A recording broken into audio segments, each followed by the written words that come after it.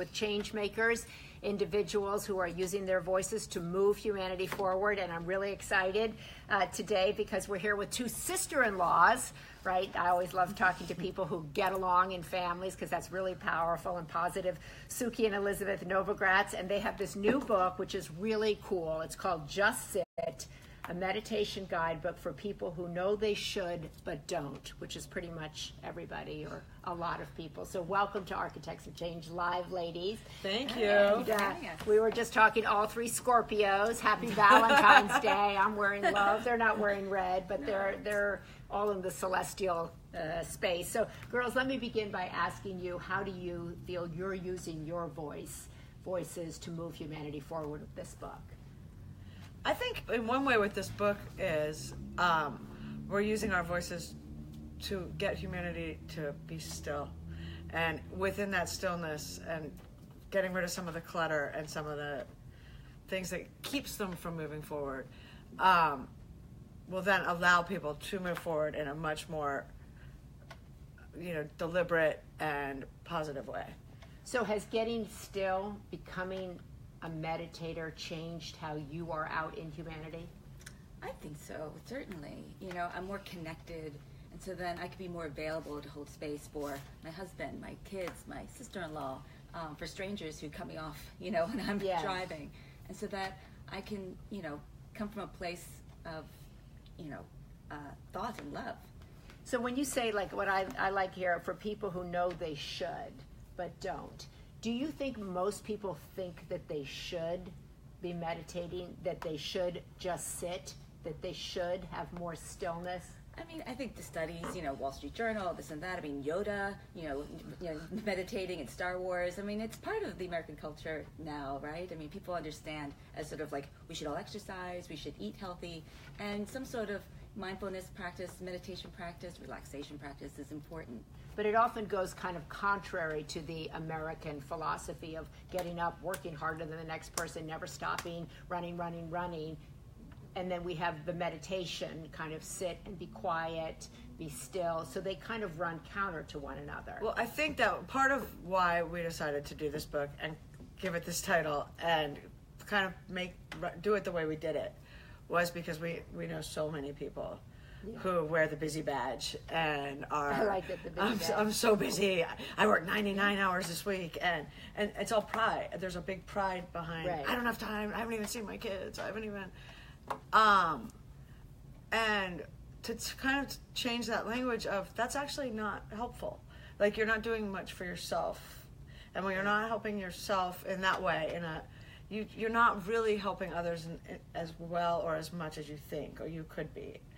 But when you're taking care of yourself, you have a lot more to give in the long run. So there's a lot of, we were talking before about there's a lot of different meditation books coming out now, a lot of science on it. And this one, I was saying to them last night, I thought kind of from the title that it would be really simple and kind of, easy. And then I got in here, I'm like, wow, there's a lot in this book. There's helpful hints for a better relationship. Tell me why you wanted to put that in, places to do it. If you're on the road, how to do it. It's very creative, a lot of colorful pictures inside, hotel rooms that have spots for meditation. A lot of questions you might ask, things about other people. It's really, there's a lot of research that went in here. Yeah, well, we were hoping that it would be something Picture for everyone. That, that if you're, a workaholic and you sort of see the chapter about, how I can integrate it in the workforce, what have you, or, having, challenges in relationship, or, issues with your mother, you could find something here to bring you to the cushion. Like, for me, anything that brings you to the cushion is a great thing. But I thought this was really great. Helpful hints for a better relationship. How has having a meditative practice allowed you to have better relationships? Well, one, a meditation practice, no matter what, will give you a better relationship with yourself. And when that starts to change, you'll start feeling like everybody around you is changing, because they're so much nicer, so much easier. But it's you are so much easier. And when those barriers start coming down and you start really taking care of yourself, walls come down, things open up. Little Is that things. what's happened to you? It's happened in so many of my relationships. Tell me, give me an just example. across the board with family, friends. It's, you realize so much is you, right? Things that you think are other people. The whole time it was you. And a meditation practice just gives you that space to really know yourself, and that little time lapse to see when you're reactive and not responding. And it's almost like this little magic, way of looking at the world. But it's real. I like this. Instead of being hurt, choose generosity. Instead of wallowing in pain, choose forgiveness. Instead of getting justice, magnanimity. Instead of blaming, compassion. I mean, these are really practical and really, to me, clear, like, duh, right? How much better it is, instead of just wallowing in pain, to practice forgiveness. How has meditation changed your life, this whole practice? Well, it helped me in so many ways. I mean, my husband was actually, ironically, the one who sent me on my first meditation retreat, because my father died. Mm-hmm. And after 2 years, I was still in a lot of pain. Right. And he's like, honey, you need to do something. And he took me there. And then, wow. I was able to touch pain, but then like the layers came off. And then, I was sexually assaulted when I was 17. And these things that I put in the little box and threw them in the back corner all sort of came alive in a way that I had a safe place to get to the other side of it and find that level of freedom. But so many people, I think that's great that you mentioned that, because so many people are afraid of meditation, afraid of sitting, afraid of feeling the pain, afraid of what might come up. What's your advice to them? Because when you sat and felt the pain, many people are like, I don't want that, because I don't want what's going to come up. Yeah. Well, I found, look, there are many times where I was sort of quiet in my life and it didn't come up, right? Mm-hmm. So, trust that it's coming up because it's the right time for it to come up. Beautiful, yeah. And that, I don't know, a teacher of mine once said, press into that shard of glass, it won't, kill you. It won't, just push in and up. Don't leave before you learn the lesson. And to trust in that. And when I did, I found a release that I hadn't with therapy or, other ways that I sort of, tried to sort of get around the subject. And the other thing is that pain, even though we think we're avoiding it, it's coming out in different ways, right? In all aspects of our lives. Like in all that time, I was in my 40s when I finally dealt with my assault in a real sort of way that I finally found release. But I was tied to that story for all those years. My experience was only that one day for X amount of hours, but yet I carried it for the next 30 plus years, And so when I softened that, I'm just like, wow, the power of meditation to finally, let go of that bondage. So I think we were talking because you're from a big family, and you were talking about the opportunities in big families to separate. People have fights. There's lots of different personalities. And that really having this practice, being close, has allowed you to, if there is a disruption, you grow together as opposed to separate. What advice do you have for sister-in-laws out there, brother-in-laws, big families out there? It's challenging. We're it's Valentine's Day. That love relationships are challenging for people. Not being in a relationship, challenging for people. How do you kind of go through your lives moving towards growth as opposed to disruption? I think one of the ways is even when there are disruptions, to use them to really grow through as opposed to separate. And one way of not separating is just it's not an option, and and it's never really been an option. And so there might be moments of temporary separation or temporary blow ups, but knowing that it's not an option is really powerful. And that's having the extended family is that prophylactic, because they can help and come in, to make you see it's right. They're running around. You're saying wearing the busy badge, and they still feel like this is great, girls, but I just can't fit it in. I've got carpool. I'm getting up early. I'm working out. I'm trying to do all these other things. I'm involved in the school. I'm trying to work. It's I cannot get the time. I mean, one thing we say is start really small. Yeah. So what is that? So what is start? How small is small? Small can be a minute, 2 minutes before you brush your teeth, or after your shower, or after you drop the kids off in your car. wherever you can find little pockets of time, and also like we also ask like, do you ever go on your Instagram? Do you watch a television show? Do you like shop online? Like, like there are moments. You have time. I mean, yes, you may be really busy, and also once you sort of, find these little pockets of time, you'll want to find more time for it because it gives you a lot more back. Now, how hard was this to do? Because as I said, there's a lot in here. There is a lot in here. There's so much advice in here. I had this in my bed last night. I thought it was going to be like 10 minutes. I mean, like 45 minutes later, I'm like, holy mackerel. There's a lot in here. We lived it, and so it wasn't actually that hard because it was so much fun. We had such a good time. We laughed our whole way through it, which was like the beauty of it, because people think, look, there are all different forms of meditation, what have you, but yes. For us, when we went on these retreats and even went to more serious ones, we were able to laugh and lighten up in the whole process. So you went kind of researching this to all different kinds. How would you describe the kind you're advocating? Because we were talking earlier in the week on Architects of Change Live about TM. Right. There are lots of different kinds of meditation. How would you describe what you're advocating? We are advocating people actually just get to the cushion and spend some time breathing. And choose for yourself what makes the most sense for you. And we give little bits of information on all sorts, types, techniques, but we're not pushing anything because we think certain personalities are drawn to. So we just want to like bring the horse to water. That was our if you whole. Can breathe. You're halfway there. The other half is pay attention to your breath.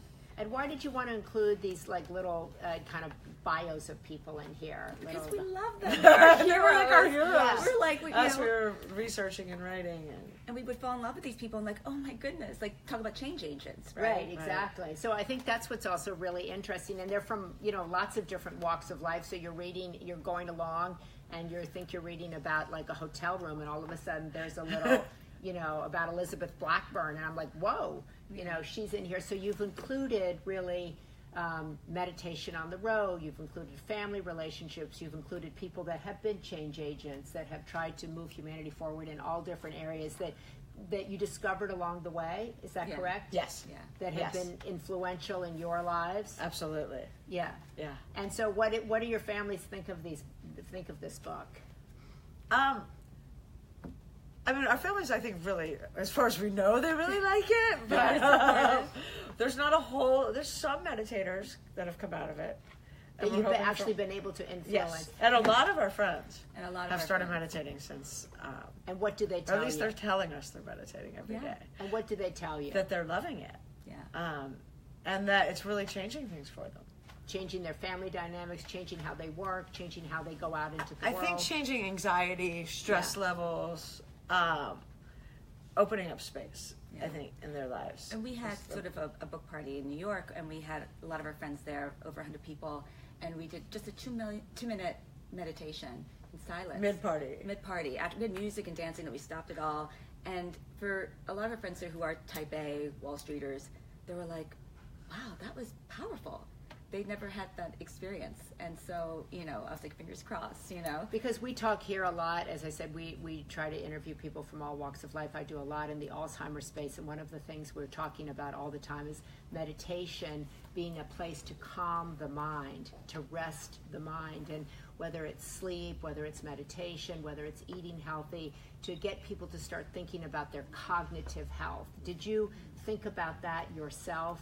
And did this come from an interest in your own cognitive health, or was it more your emotional and physical health? Well, my mother has early onset Alzheimer's.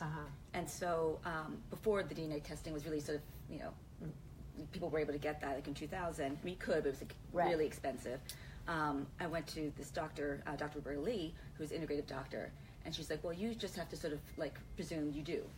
And so she was the one who told me, look, the diet's important, exercise is important, but if you don't start a meditation practice, you might as well just sit on the couch and eat, cheeseburgers, because the power of your thoughts are, tremendous. And you would have thought, like, oh, that's what I would dive into my meditation practice. I dabbled, and it wasn't until I was in a beta trial for 23andMe, and then all of them came up. That I have all the markers. So, of course, I did the most expensive one to get the proper whatever, and it was confirmed. Right. And that's when I started really investigating meditation practice for my health, not just for, being connected and peace and so we always say, obviously, your genes are not your destiny. We've Absolutely. learned that, so that doesn't mean you're going to get Alzheimer's. And we always say, because there's so much misinformation, that people who don't have the gene are also eligible for getting Alzheimer's. But one of the things we do know is that having a meditation practice really does calm the mind. And so I think when your mind is calm, when your mind is rested, when your mind allows itself to clear, not only do you have a healthier mind, and that helps, we don't say prevent Alzheimer's, but it helps you have a healthier mind, but it allows you to really have a healthier kind of circle, right, of life. You're talking differently, you're communicating differently emotionally and spiritually. Absolutely. In every way. You're in your life.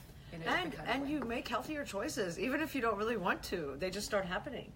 Right. What happened for Beth? In what way?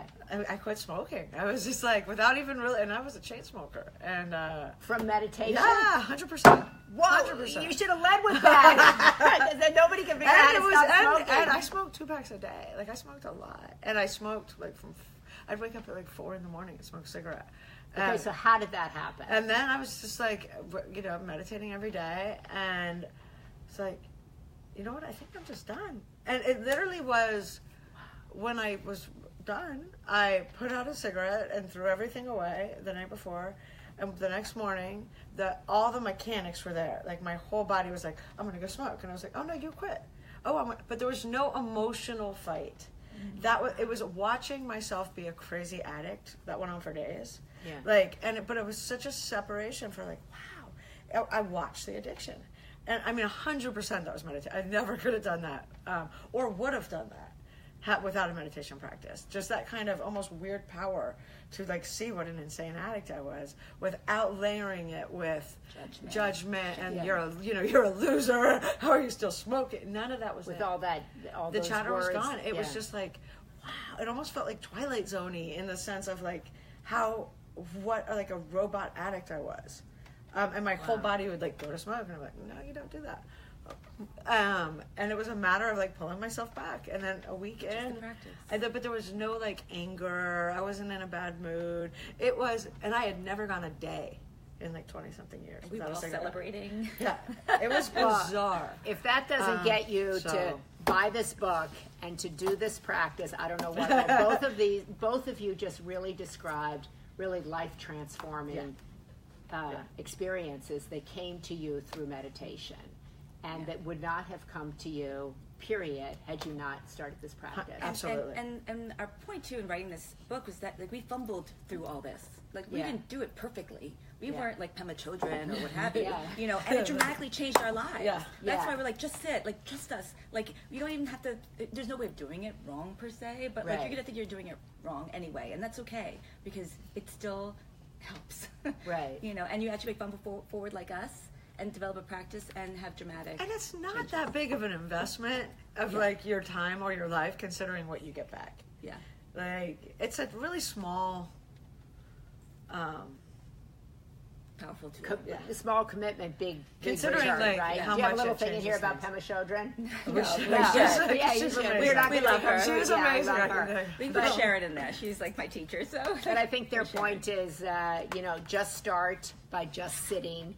A meditation guidebook for people who know they should but don't, and you'll actually get a lot of really interesting information in this book. I think they're actually a great testament to the power of this, to what they're advocating in their own personal lives. And what I really like is I'm always interested in families that get along and how they do it, and any tool. There's a little thing in the back about their authors and their drawings, and it's really creative, really fun, really great. It's called Just Sit. You can get it, I guess, on Amazon. Anywhere books, at anywhere, or of course at all the independent bookstores that we love to support. And the illustrations are by Nige Borges. Is that correct? Nige Borges. So it is really terrific, creative, a must get. So start by just sitting and supporting these wonderful young women. Happy Valentine's Day. These meditative women. Scorpios. Thanks so much. Thank you. Thank you. Great.